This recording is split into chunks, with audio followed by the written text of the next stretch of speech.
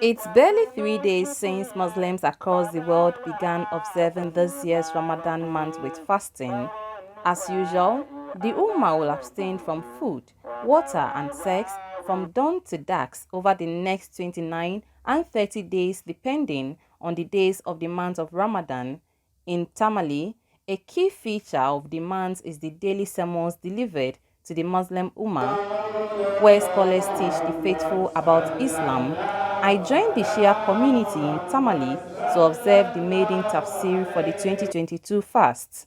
So the about 2 hours long tafsir has just ended, and we find out from Shehu what the message has been for the congregants. Tafsir that we have today is emphasizing on guiding a person to become a sincere believer in Allah the Almighty, to be a true believer of the Almighty God.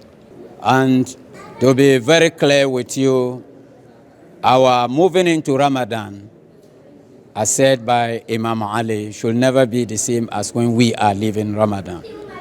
Means that we need to be conscious of something and make sure that we fix something both spiritually and physically that will mark that we've been in Ramadan and we've been successfully out of Ramadan also. After his sermon, the Sheikh also called on Muslims to use the month of Ramadan to plant trees. Try to plant as many trees as possible within this holy month of Ramadan. I normally term it ecological sunnah of the Holy Prophet, ecological tradition of the Holy Prophet of Islam, which has been neglected. We need to encourage it. When you plant trees, you know with me that clearly that the trees, they serve as the lungs of the earth. So can you imagine a living body without lungs? So we need to encourage to have more plants. And the heat that we are experiencing, obviously, will come to the minimum.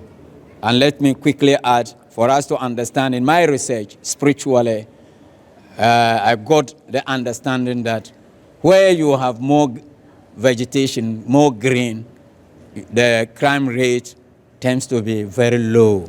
So the more trees that we plant, eventually the crime rate will be eradicated. Tamale has recorded some intra-Muslim tensions during Ramadan in the past. Some preachers on radio and other media platforms often go at each other, sometimes leading to clashes among followers of these sects.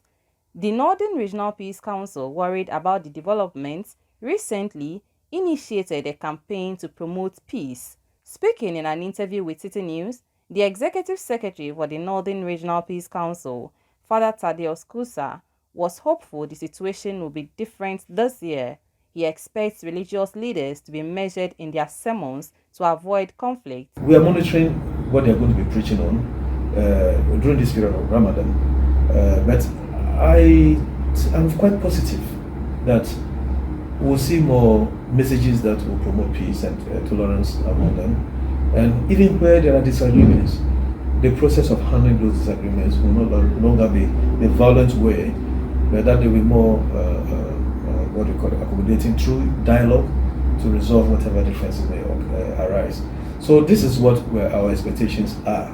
Meanwhile, some congregants have been sharing with City News their take-home message from Sheikh Dalhu's sermon. He has given us an antidote for certain problems of ours. For instance, when you have a pregnant woman and maybe you live in a community where crime is rampant, then if you are afraid of the child you're going to deliver, when you get what he has prescribed given to your wife, I think no matter the crime rate in the society, the child will still grow up to be a responsible citizen. It's unique that Allah used some 2 letters, Sin, which happen to be some of the letters that Allah used to write the Quran. From the Al-Obet Mosque here in Tamale, I am Dinah Ungwan, reporting for City News.